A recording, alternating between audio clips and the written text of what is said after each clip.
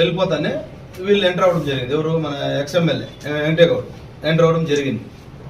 అప్పుడు వీళ్ళు ఎవరు కానీ మేము అంత పెద్ద పంచాయతీలో మేముండే నాయకులు ఇక్కడ ఉండే ఎక్స్ సర్పంచ్ చలరాజు గారు కానీ జడ్పీటీసీ గారు ఎక్స్ వెంకటరమణ గారు కానీ మేము ఎవరు కానీ క్వారీ సైడ్ కూడా మేము ఎవరు వెళ్ళాలి కాదు. ఎందుకంటే డాక్యుమెంట్ పరంగా వాళ్ళు ఏం చేసుకున్నారో ఏమి అవన్నీ మనకేం డీటెయిల్ తెలియకుండా మనం ఎప్పుడు కానీ ఎంటర్ కాకూడదు, ఎప్పుడు కానీ వెళ్ళేవాళ్ళు కూడా కాదు. తర్వాత ఇప్పుడు 24లో గవర్నమెంట్ వచ్చిన తర్వాత ఖచ్చితంగా ఆ రోజు రిజల్ట్ లో వచ్చిన 1 అవర్కే మొత్తం బండ్లు గిన్నెలు అక్కడ ఉండే బండ్లన్నీ కూడా తీసుకోవడం వెళ్ళడం కూడా ఫస్ట్ మేమే గమనించింది. మా ఎక్సర్పంచ్ చలరాజు గారు కానీ గమనించి అతనికి మెసేజ్ ఇచ్చినాం మేము.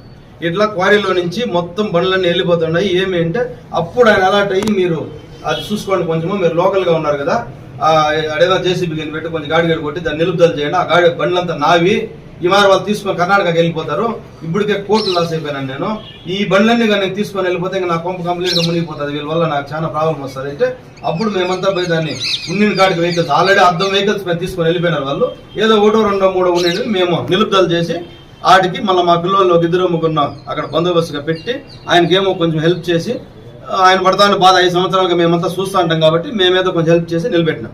తర్వాత ఇప్పుడు క్వారీ క్లీనింగ్ సందర్భంగా జేసీబీ ఎక్సెల్ చలరాజు గారు జేసీబీ వచ్చింది, అదేదో చిన్న ఇన్సిడెంట్ జరిగింది, ప్రమాదవశాత్తు పాపం ఎవరైనా బాధే, మేము దగ్గరున్నాము 3 రోజులుగా వాళ్ళకి ఏం చేయాలి అన్నీ చేసినాము, వాళ్ళకి ఇన్సూరెన్స్ ఫుల్ ఇన్సూరెన్స్ కొత్త బండిని క్లెయిమ్ చేసినామని అన్నిటికి కూడా వాళ్ళు సంతృప్తిగా మీరు మాకు న్యాయం చేసినారు, అన్ఎక్స్పెక్టెడ్ గా మా పొరపాటు వల్లనే జరిగింది, అయినా కానీ మీరు అన్ని సక్రమంగా మాకు న్యాయం చేయనారు, మీ వల్ల మాకు ఎలాంటి ఇబ్బంది లేదు ఒప్పుకొని యాక్చువల్గా వాళ్ళు కూడా ఈ రోజు ఇక్కడికి రావాల్సింది ప్రెస్ మీట్కి, వాళ్ళు ఏదో దినాలు పాలు ఏదో అంటున్నారు అనేసి సరే వీళ్ళు రోజు ప్రెస్ మీద ప్రెస్ రోజు ఇస్తా ఉంటే అంతా తప్పుడు వార్తలు రాసుకొని ఈ పొద్దు ఆర్టీఓ దగ్గరికి పోయి మొన్నంతా ధర్నాలు చేసి మైన్స్ ఆఫీస్ కాడికి పోయి ఇవన్నీ వీళ్ళు చేస్తా ఉంటే మేము ఈ రోజు ఇంకా లేట్ చేయకూడదు, ఈ రోజైనా మనం ఖచ్చితంగా కూర్చోవాలని చెప్పేసి మేమంతా మాట్లాడుకొని రావడం జరిగింది. 5 సంవత్సరాలు పూర్తిగా 200 సంవత్సరాలు కొట్టేంత క్వారీని కొట్టి తరలించినారు వీళ్ళు.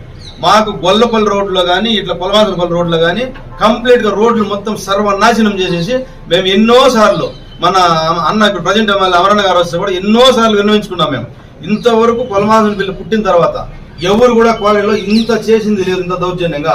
ఒకసారి ఒక బండి వస్తే దాని వెనకాల 10 నుంచి 15 బండ్లు వస్తాయి, పూర్తిగా డస్ట్ ఫామ్ అయిపోయి అన్ని ఊర్లో కంప్లైంట్లు, ప్రతి విలేజ్ లో ఎవరి విలేజ్ పూర్తిగా. లాస్ట్ కి అదే ఎమ్మెల్యే వెంకటేగౌడ్ ఎలక్షన్ క్యాంపెయిన్ కి ఇంటింటికి పోతే 4 ఊర్లో రానిలేదండి. ఎందుకు రానిలేదంటే నువ్వు పార్టీ చేసిన రోడ్డు నువ్వు వేస్తేనే రా మా ఊర్లోకి, లేకపోతే నువ్వు ఖచ్చితంగా రాకూడదు అనేసి వాళ్ళ పార్టీ వల్ల నిలిపేసినారు అతను. మళ్ళీ ఆయన వేసినాడో వేయలేదో మనకు తెలియదు కానీ మళ్ళీ వచ్చినాడు. ఇవన్నీ సక్రమం. అప్పుడు ఈ రూరల్ మండలంలో 1 వైఎస్ఆర్ నాయకులు చోటా మోటా నాయకులు ఆ పొద్దు కనపల్ల క్వారీ అదన్నీ సక్రమంగా జరిగింది.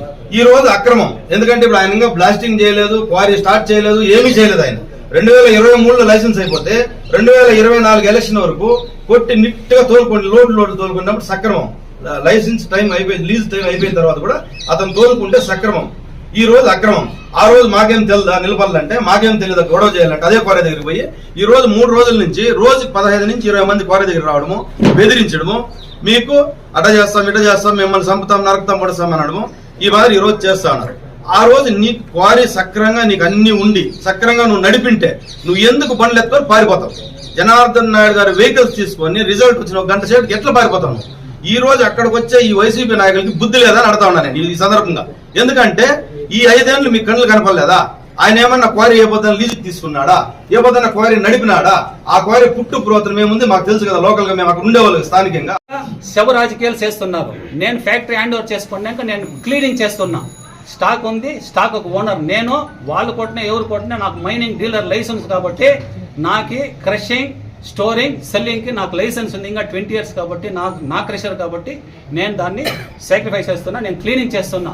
ఆ క్లీనింగ్ కి జేసీబీ అవసరం ఉండింది. సెల్వా అనే ఓనర్ జేసీబీ ఓనర్ కి నేను ఫోన్ చేసి చెప్పిన, చూడపాడు క్లీనింగ్ పని చేయి, అక్కడ రోడ్ ఉంది పని చేయి అంటే ఆయన వచ్చినాడు.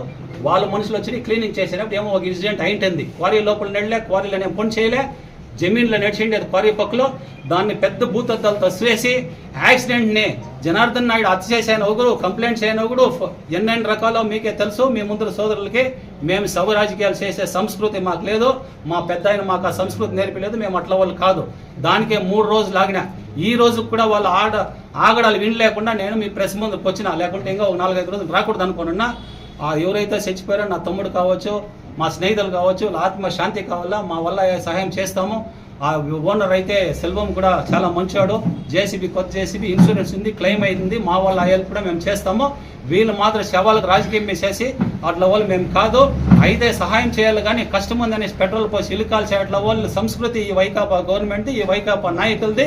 ఇంకా బుద్ధి మారుకుంటే వీళ్ళకి బుద్ధి చెప్పే రోజులు చాలా దగ్గరలో ఉన్నాయి. ఇంతవరకు ప్రశాంతంగా చెప్తున్నాం. రేపు ఏమైనా లా అండ్ ఆర్డర్ ప్రాబ్లం వచ్చిందంటే ఫస్ట్ వైఎస్ఆర్సీపీ గవర్నమెంట్ వాళ్ళ వ్యక్తులు కావచ్చు, ఎక్స్ఎమ్మెల్యే కావచ్చు.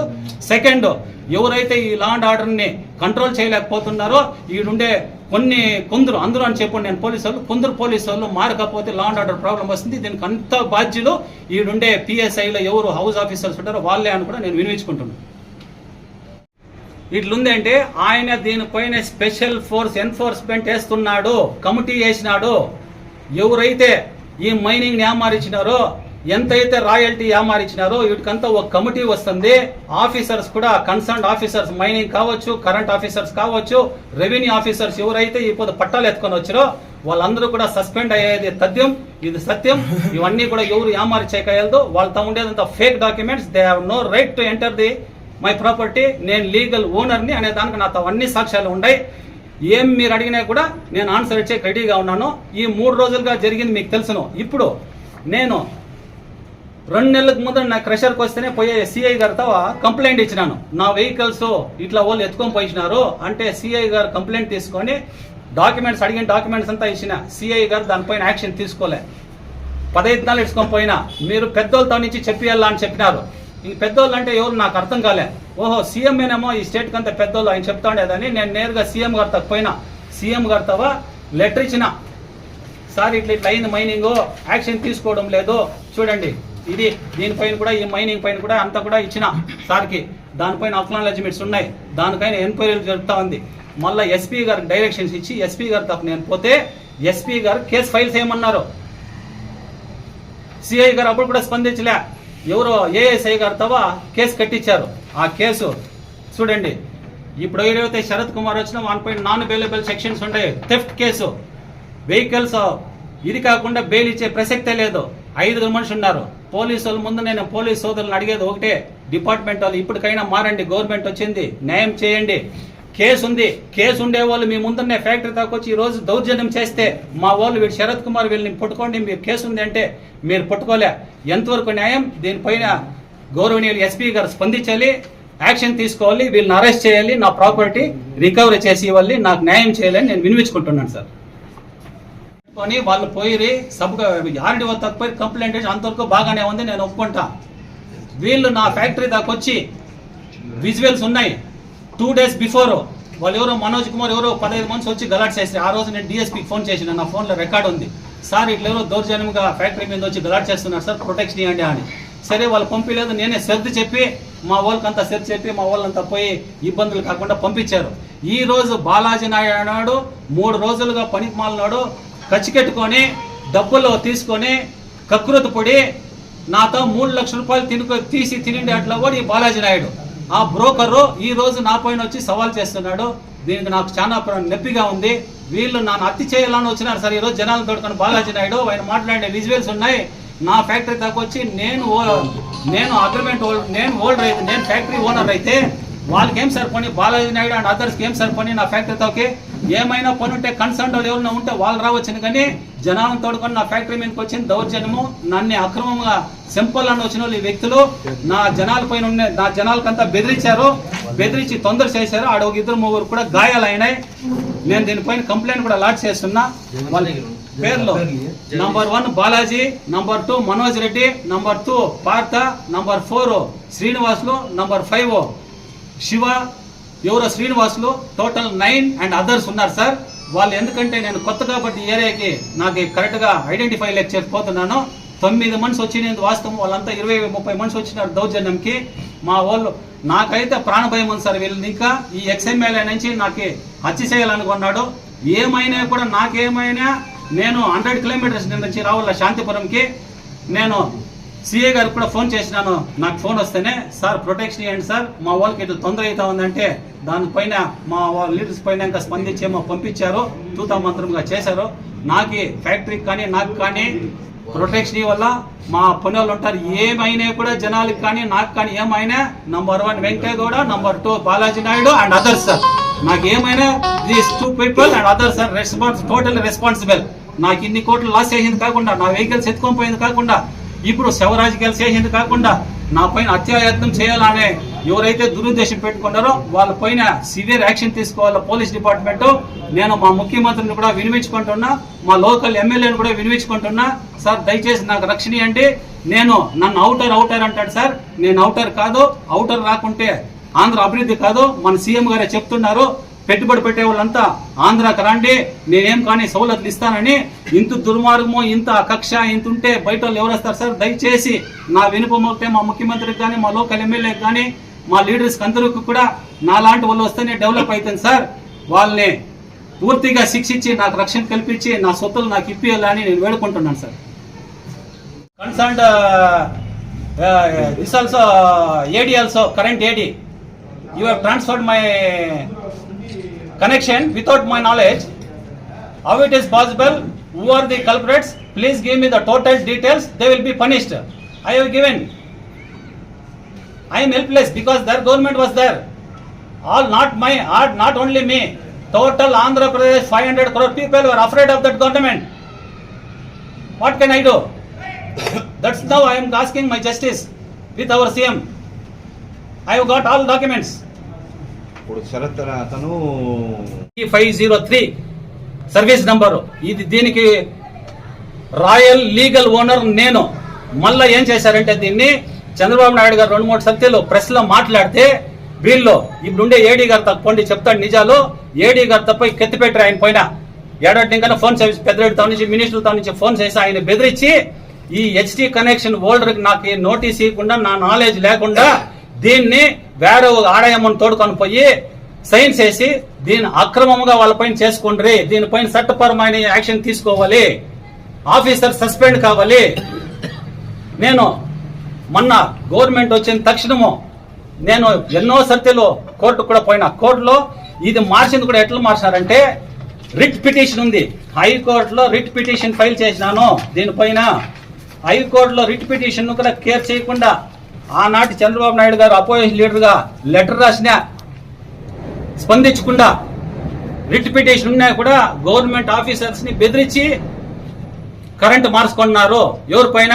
ఎస్ఎల్వి కన్స్ట్రక్షన్ వెంకటేగా ఉంది. బెనామీ శరత్ కుమార్. ఈ రోజైతే 7వ శరత్ కుమార్ చూపించిన మైన్స్ పేపర్ వాడు ఆ ఫ్రాడ్ పైన మార్చుకోండి. ఆ శరత్ కుమార్ పైన ఈ మైన్స్ ఈ మోహన్ బాబు నాకు మొత్తం అమ్మేసినాక Mohan Babu has no rights to interfere in this documentation. వాడిని ఫోర్జరీ సైన్ చేసుకొని మైనింగ్ ని అక్రమంగా మార్చరి. ఆనాడు మార్చిండే డేట్ దాని ముందు దంకా ₹1 రాయల్టీ కానీ చెస్ కానీ ఏమి కెట్టకుండా గవర్నమెంట్ కి 1000 కోట్ల లాస్ చేయండి. అట్లా వ్యక్తి, ఘనమైన వ్యక్తి ఈ ఎక్స్ఎమ్మెల్యే, ఈనాటి ఎక్స్ఎమ్మెల్యే వెంకటేగౌడ, ఆనాటి ఎమ్మెల్యే వెంకటేగౌడ. ఈ రోజు వాళ్ళు వస్తారు, శవరాజకీయాలు చేస్తారు. ఇన్సిడెంటల్ గా నేను గవర్నమెంట్ వచ్చిన తర్వాత మేము దౌర్జన్యంగా మా సొత్తును లాక్కోలేదు. వాళ్ళు ఇడిచి పారిపోతా ఉంటారు. ఫ్యాక్టరీలో నా వెహికల్స్ అంతా కౌంటింగ్ నాడు రాత్రి వెహికల్స్ అంతా నా పైన ఉన్న వెహికల్స్ దొంగిలించుకొని వెళ్ళిపోతే తెలిస్తే నేను పరిగెత్తి వస్తే మిషన్ లిప్పుతా ఉండ్రి. నేను ఆ రోజు ఇడిస్తే మిషన్లు కూడా వెళ్ళిపోతుంది, నాశనం అయిపోతాననేసి నా ఫ్యాక్టరీని నేను కాపాడుకున్నా. తప్ప ఇది మీరు పత్రికా మిత్రులు చెప్పండి, నా సొత్తులో నేను ఉండేది తప్ప? ఒక నిమిషం, ఒక ప్రశ్న అడుగుతాను, చెప్పండి. నాది అయిపోయింది, మీరు అడుగుతాను, నేను చెప్తాను. మీరు ఏమేమి అడుగుతా కంప్లీట్ నేను డీటెయిల్స్ ఇస్తాను. ఈ రోజు ఆ mining Mohan Babu has no rights. నేను డాక్యుమెంటేషన్ మొత్తం వేసిన మైనింగ్ ఆఫీసర్ తో నా ట్రాన్స్ఫర్ డాక్యుమెంట్ ఉంది, నా దానికి అక్నాలెడ్జ్మెంట్ ఉంది. వాళ్ళు ఈ గవర్నమెంట్ ఉంది అనేసి మైనింగ్ మినిస్టర్ నే గుర్తుగా తోడుకొని వచ్చి వాళ్ళు బెదిరించి వాళ్ళని 2 years 1.5 year ముందర వాళ్ళు చెప్తారు మైనింగ్ డిలే ఉందని మార్చుకోండి. అది కూడా 23కి అయిపోయింది. ఈ 1.5 సంవత్సరం వాళ్ళు కొట్టిండేది దౌర్జన్యంగా అక్రమముగా నాశనం చేసేసారు గవర్నమెంట్ ని. రెవెన్యూని అంతా దొంగిలించిండే వాళ్ళు వెంకటేగౌడు. ఇప్పుడు నేను నా ప్రాపర్టీని కాపాడుకుంటూ నేను మొత్తము లీగల్ గా నేను మొన్న సీఎం గారు వచ్చినప్పుడు నేను వినిపించుకున్నా. Sir door number 242 opposite MPD office, వీళ్ళ భయానికి తట్టుకోలేకుండా పరిగెత్తేసినాను సార్ ఆంధ్ర నిడిచి. నేను ఆంధ్ర కర్ణాటక పోతుంది, కర్ణాటకలో నాకు అడ్రస్ కావాలా, ఇదే నంబర్ని ట్రాన్స్ఫర్ చేసుకున్నా. తప్పేం సార్ ఇది? తప్ప చెప్పండి. 2 నంబర్లు లేదు సార్, ఒకే నంబర్ ఉండేది. ఒకే నంబర్ పైన 2 అడ్రస్లు ఉన్నాయి. శాంతిపురంలో నాకు బిల్డింగ్ ఉంది, 25 acres జమీన్ హోల్డర్ నేను. కర్ణాటకలో నాకు జమీన్ ఉంది, నేను బిజినెస్ పర్సన్, నేను ఇక్కడ ఉంటాను అక్కడ ఉంటాను. దీంట్లో తప్పేం చెప్పండి సార్? నేను ఫ్రాడ్ చేయలేదే చెప్పండి. నేనేమన్నా తప్పు చేయంటే గవర్నమెంట్ ఈ పొద్దు కూడా నేను వినిపించుకుంటున్నా. నా వైపు నేనేమన్నా తప్పు చేయంటే కూడా నా పైన యాక్షన్ తీసుకోవచ్చు. నేను తల వంచి పోతాను. నాకు వైకాపా వాళ్ళ మాకు సంస్కృతి లేదు, మాకు సంస్కృతి ఉంది. నేను రెడీగా ఉన్నాను. నేను తప్పు చేయంటే నేను ఈ పొద్దు కూడా బాధ్యుడినే. పాపానికి కోవిడ్ టైంలో ఇదే ఏడి నాకు ఫోన్ చేసి కోవిడ్ టైంలో రూల్స్ ని అధిగమించి క్వారీ నడుస్తా ఉంది, లోడ్లు పడిపోయిందయ్యా, నువ్వు జైలుకి పోతావంటే కోవిడ్ టైంలో నేను వచ్చి డేట్ కూడా ఇస్తాను.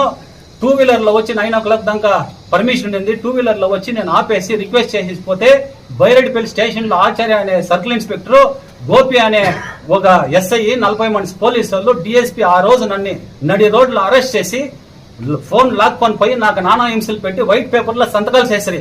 ఎక్కడైనా రాజ్యాంగంలో వైట్ పేపర్ లో సంతకం చేసుకునేది ఎవరైనా చూసినారా? నేను అడిగిన ఎడ్యుకేటెడ్ గా, సార్ నేను దీంట్లో చేయను, నేను ఎందుకు చేయాలంటే నన్ను రిటర్న్ చేసిరి. ఆయన అయితే సర్కిల్ ఇన్స్పెక్టర్ పీడీ యాక్ట్ కింద తోసి లోపలికి తోస్తే బొక్కలకి తోస్తే నువ్వు బయట రావు, గవర్నమెంట్ వాళ్ళది చెప్పినట్టు వినాల్సిందే, ఇంకొక సర్తి నువ్వు క్రెషర్ తగ్గపోతే అరెస్ట్ చేసి పీడీ యాక్ట్ పెడతాను, నన్ను భయభ్రాంతాలకు గురి చేసి మా పిల్లలు గుర్తొచ్చారు కాబట్టి నేను ఆ రోజు వెనక్కి తిరిగిన. ఆ రోజు అయినాక నన్ను దాన్ని ఎత్తుకొని వలరామయ్య సార్కి opposite leader Chandrababu Naidu sir తగ్గపోతే ఆ రోజు చంద్రబాబు నాయుడు సార్ గారు ఈ లీగల్ గా పోసినేని వెంకటేశ్వర్లు లీగల్ అడ్వకేట్ ని పిలిచి డాక్యుమెంటేషన్ అంతా కరెక్ట్ చూసి కరెక్ట్ గా ఉందని ఆ రోజు ప్రెస్ స్టేట్మెంట్ ఇవ్వడం జరిగింది. సార్ ఆ రోజు లెటర్ రాయడం కూడా జరిగింది. ఆ పొద్దు చీఫ్ సెక్రటరీ ఎవరైతే ఉన్నారో ఆయన లెటర్ రాశారు, చూడండి గవర్నమెంట్ ఇంత దిగజారిపోతా ఉంది, ఇంత నష్టాలు జరిగిందాయి, ఆయన తొందర అయింది, దానిపైన యాక్షన్ తీసుకోండి అని చంద్రబాబు నాయుడు సారు లెటర్ రాశారు చీఫ్ సెక్రటరీకి. ఆ పొద్దు కూడా స్పందించిన గవర్నమెంట్, ఆ పొద్దు పోలీస్ స్పందించలేదు. ఇన్నంతా అక్రమాలైంది.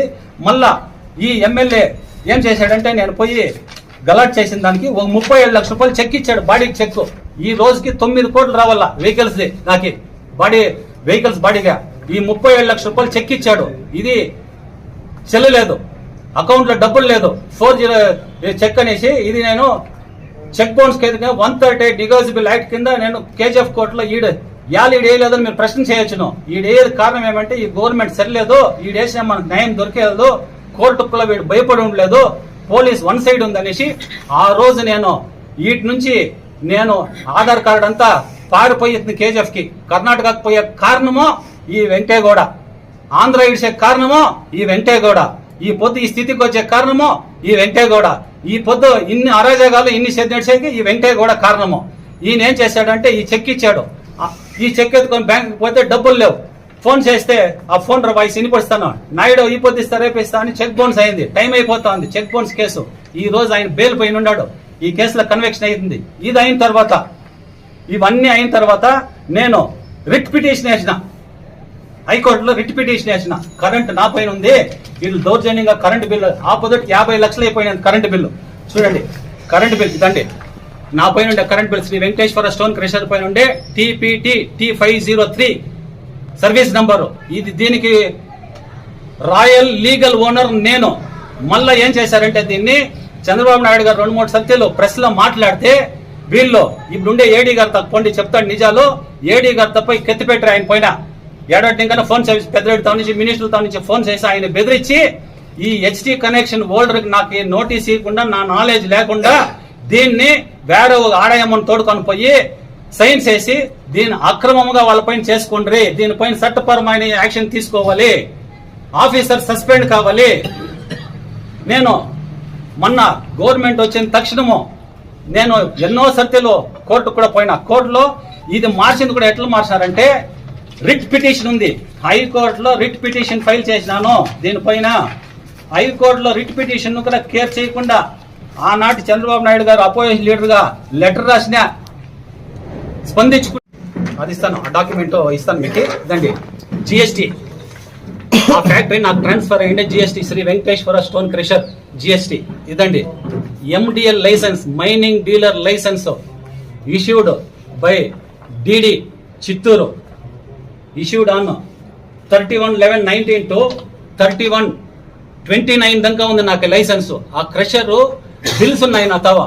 క్రషర్ ఏదైతే ఇన్స్టాల్ చేసినామో ఇప్పుడు క్రషర్ ఉందో దాన్ని మొత్తము జనరేటర్ తావు నుంచి మిషనరీస్ తావు నుంచి జనార్దన్ నాయుడు పేరులో సిటీ సైట్ ట్రేడర్స్ పైన నా ఫరం పైన శాంతిపురం ఫరం పైన ప్రతి ఒక్క డాక్యుమెంట్ ఉంది. నేను 8 months 3000 bags సిమెంట్ వేసి కన్స్ట్రక్షన్ చేసి ఆ లోకల్లో మీరు ఎవరు అడిగినా చెప్తారు. ఇదంతా అయిన తర్వాత నేను పర్మిషన్ తీసుకొని ఇదండి HT అగ్రిమెంట్. ఇది ఈ HT అగ్రిమెంట్ ఏమైంది కూడా చెప్తాను. ఇవన్నీ వచ్చినాక క్లియర్ కట్ గా డాక్యుమెంటేషన్ అయిన తర్వాత నేను స్టార్ట్ చేసిన ఆ mining dealer mining 1.7 hectares transfer అయ్యాకి టైం అయిందని చెప్పారు. టోటల్ డాక్యుమెంట్ ఇచ్చిన ఆ టోటల్ డాక్యుమెంట్ ఇచ్చిండే ఎవిడెన్స్ నాతో ఉంది. ఆ లోపల దురదృష్టం చేతుతావ వైఎస్ఆర్సీపీ గవర్నమెంట్ వచ్చింది 2019లో. వాళ్ళు వస్తేనే నవంబర్లో ఇదే ఏడీని అసిస్టెంట్ డైరెక్టర్ ఆఫ్ జువాలజీని సాయిరామ్ సింగ్ నా క్వారీ పంపించి ఆపారు. నేను అడిగిన సార్ ఏం సార్ మీరు ఆపుతారంటే ఆయన కళ్ళల్లో నీళ్ళు వద్దాడు. ఇప్పుడు కూడా మీరు ఫోన్ చేసి అడగచ్చు, హెడ్ ఆఫీస్ లో ఉన్నాడు ఆయన. నా విషయంలో ఆయన సస్పెండ్ చేశారు, నాకు సపోర్ట్ చేశారని. ఆయన ప్రతిమాలన్నాడు, సార్ ఇన్ని లక్షలు కట్టినాడు ఎవరు కట్టలేదు, పద్ధతి కాదంటే 1 month సతాయిస్తే ఆయన కళ్ళ నీళ్ళు పోపించి మైన్స్ మినిస్టర్ తావు నుంచి ఆయనకి బెదిరించి ఇచ్చేసి ఆయన వచ్చి అన్ఆథరైజ్ గా స్టాప్ చేసి ఒక వీఆర్ అపాయింట్ చేశాడు. మీరు పోయి పెద్దోళ్ళతో చెప్పిస్తే మాత్రమే మీరు క్రషర్ నడపల్లా, గవర్నమెంట్ మాది, మీరు వచ్చేసి టీడీపీ నువ్వు కమ్మా అనేసి నాకు ఇబ్బంది పెట్టి టార్చర్ పెట్టి నిలిపేశారు ఫ్యాక్టరీని. నేను కోట్ల కోసం అప్పు చేసిన గవర్నమెంట్ వెహికల్స్ అంతా భారత్ బెంజ్ వచ్చేసి డైమ్లర్ ఫైనాన్స్ లో, మిషనరీస్ అంతా వచ్చేసి సుందరం ఫైనాన్స్ లో. ఆ సుందరం ఫైనాన్స్ మేనేజర్ కూడా ఇబ్బందులు పోయినా మీ నోట్ తెస్తాను. ఇవన్నీ తీసుకొని సార్ ఇన్ని కోట్లు పోసినాను సార్, మినిస్టర్ తక్కువ పోయినా 2 times. ఈ వెంకటయ్య ఆనాటి ఎమ్మెల్యే వాని తాకి 10 సత్యాలు పోయి కాళ్ళు పట్టుకున్నా, మీకేం కావాలి చెప్పండి, కోట్లు పెట్టినాను, నేను బతికి తిరుగుకు వచ్చినాను అంటే వాళ్ళు వదలలే. లాస్ట్ కి ఎవడో బాలాజీ నాయుడు ఒక బ్రోకర్ వచ్చి అడ్డుపొడి ఫ్యాక్టరీ వానికి హ్యాండ్ ఓవర్ చేస్తే ఏదో నెలకు అంత డబ్బు వస్తుందంటే కక్కురొత్తి పొడి ఇట్లా అయితే నాకు తెలియకుండా కక్కురొత్తి పొడి వాళ్ళకి విధి లేకుండా బెదిరించని నేను ఫ్యాక్టరీ వదిలిన పాపానికి కోవిడ్ టైంలో ఇదే ఏడి నాకు ఫోన్ చేసి కోవిడ్ టైంలో రూల్స్ ని అధిగమించి క్వారీ నడుస్తా ఉంది, లోడ్లు పడిపోయిందయ్యా నువ్వు జైలుకి పోతావంటే కోవిడ్ టైంలో నేను వచ్చి డేట్ కూడా ఇస్తాను. 2-wheeler లో వచ్చి 9 o'clock దాకా పర్మిషన్ ఉంది. 2-wheeler లో వచ్చి నేను ఆపేసి రిక్వెస్ట్ చేసి పోతే బైరెడ్డిపల్లి స్టేషన్ లో ఆచార్య అనే సర్కిల్ ఇన్స్పెక్టర్, గోపి అనే ఒక SI, 40 మంది పోలీసులు, DSP ఆ రోజు నన్ను నడి రోడ్లో అరెస్ట్ చేసి ఫోన్ లాక్కొని పోయి నాకు నానా హింసలు పెట్టి వైట్ పేపర్ లో సంతకాలు చేసిరి. ఎక్కడైనా రాజ్యాంగంలో వైట్ పేపర్ లో సంతకం చేసుకునేది ఎవరైనా చూసినారా? నేను అడిగిన ఎడ్యుకేటెడ్ గా, సార్ నేను దీంట్లో చేయను, నేను ఎందుకు చేయాలంటే నన్ను రిటర్న్ చేసిరి. ఆయన అయితే సర్కిల్ ఇన్స్పెక్టర్. ఈరోజు ప్రెస్ ముందుకు వచ్చేదానికి విషయం మీకు 3 నెలలు ఇంకా ఏం డెవలప్మెంట్స్ ఉంది ఈ పలమనేరు నియోజకవర్గంలో అని మీకు అందరికీ ప్రెస్ మిత్రులకు అందరికీ తెలిసిన విషయమే. గత 5 సంవత్సరాలకు ముందర బ్రీఫ్ చేస్తాను నేను. 17/1/2019లో శ్రీ వెంకటేశ్వర స్టోన్ క్రషర్ అనేది కేశవల్ నాయుడు ఓనరు, మోహన్ బాబు వాళ్ళ కొడుకు, విమలమ్మ వాళ్ళ భార్య, వాళ్ళ తావు నుంచి 1,15,00,000 రూపాయలకి 18 ఎకరాల జమీను, చిన్న క్రషర్ ఉన్నింది, 75 HP LT కనెక్షన్ ఉన్నింది కరెంటు. అది కొనుక్కున్నా, ల్యాండ్ క్రషర్ అంతా కొనుక్కొని దానికి సంబంధించిన డాక్యుమెంట్స్ అన్నీ ఉన్నాయి చూడండి. రీకాన్స్టిట్యూషన్ ఆఫ్ రిజిస్టర్ ఫిల్మ్ రిజిస్టర్స్లో వాళ్ళ షేర్ మొత్తము 98% నాకు షేర్ ట్రాన్స్ఫర్ చేసి దానిపైన చిన్న క్రషర్ ఉండింది, దాన్ని మళ్ళీ నేను 10 acres జమీను పలమనేరులతో కొనుక్కొని ముందుండే జమీను పెద్దగా ఇండస్ట్రీస్ చేయాలా, చంద్రబాబు నాయుడు పైన ఉండే నమ్మకంతో అభివృద్ధి అవుతుందని ఆయన అభివృద్ధి దీంట్లో అమరన్న అప్పుడు ఎమ్మెల్యేగా ఉండే వాళ్ళ ప్రోత్సాహంతో ఈ ఇండస్ట్రీ పెట్టి జనాలకు కొని ఉద్యోగం ఇవ్వాలనేసి నేను సుమారు ₹1,00,00,000 ఆడ ఇన్వెస్ట్ చేసిన. ఆ చిన్న ఫ్యాక్టరీని HT కనెక్షన్ చేసేదానికి HT అగ్రిమెంట్ హోల్డర్ నేను. HT డిపార్ట్మెంట్కి డబ్బులు కట్టే బిల్స్ ఉన్నాయి. నా అకౌంట్ నుంచి సిటీ సైట్ ట్రేడర్స్ నుంచి HT కనెక్షన్కి లక్షలు కట్టిన, నా పైన అగ్రిమెంట్ ఇచ్చారు, HT కనెక్షన్ తీసుకున్నా. సుమారు 8 నెలలు అయింది ఫ్యాక్టరీ. ఆ చిన్న మిషన్ పెట్టుకొని పెద్ద మిషన్గా పెద్ద ఇండస్ట్రీగా నేను డెవలప్ చేస్తేనే ఆ క్వారీ అనేది మోహన్ బాబు లీజ్దారుడు 1.7 hectares లీజ్దారుడు ఉన్నింది. అది మొత్తం నాకు ట్రాన్స్ఫర్ చేసేదానికి లీజ్ డాక్యుమెంట్స్ అంతా నేను ఆఫీస్కి ఎత్తుకోకపోతే దీనిపైన షౌకాస్ నోటీస్ ఇష్యూ చేసినాము.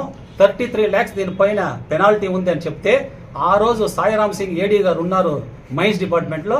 నేను పోయి అప్రోచ్ అయ్యాను, సార్ కొత్త ఇటాచీస్ తెచ్చాను, పెద్ద ఇండస్ట్రీ చేశాను, మీరు ఫస్ట్ చెప్పలేదు, ఇప్పుడు పర్మిషన్ అడిగితే వీళ్ళు చెప్తున్నారంటే సౌకాస్ నోటీస్ ఇచ్చి ఈ డబ్బులు కడితేనే పర్మిషన్ వస్తుంది, నువ్వు రన్ చేయగలవు ఫ్యాక్టరీ అంటే, నేను దానికి సంబంధించి డాక్యుమెంట్స్ అంతా అన్ని ఆఫీసర్లకి డీడీ ఆఫీసులకి అంతా పోయి నేను 19 lakhs అమౌంట్ కట్టినా నా అకౌంట్ నుంచి కట్టి ఆ క్వారీని రీకాన్స్టిట్యూషన్ చేసి దాన్ని ఒక లైన్ తెచ్చి ఎండిఎల్ లైసెన్స్ అనేది ఎవరికి లేదు మన చిత్తూరు జిల్లాలో. నాకు ఎండిఎల్ లైసెన్స్ 30 yearsకి ఎండిఎల్ లైసెన్స్ ఉంది. ఇప్పుడు ఏదైతే క్రషర్ ఉందో ఆ క్రషర్కి జనార్దన్ నాయుడు పేరులో ఎండిఎల్ లైసెన్స్ 30 years ఉంది. ఆ 30 years ఇది పెట్టుకొని ఈ పొద్దుటకు కూడా ఆ 30 years ఇది నా పైనే ఉంది. అది ఇస్తాను, ఆ డాక్యుమెంట్ ఇస్తాను మీకు. ఇదండి జిఎస్టీ, ఆ ఫ్యాక్టరీ నాకు ట్రాన్స్ఫర్ అయ్యింది. GST Shri Venkateswara stone crusher GST. ఇదండి ఎండిఎల్ లైసెన్స్ మైనింగ్ డీల్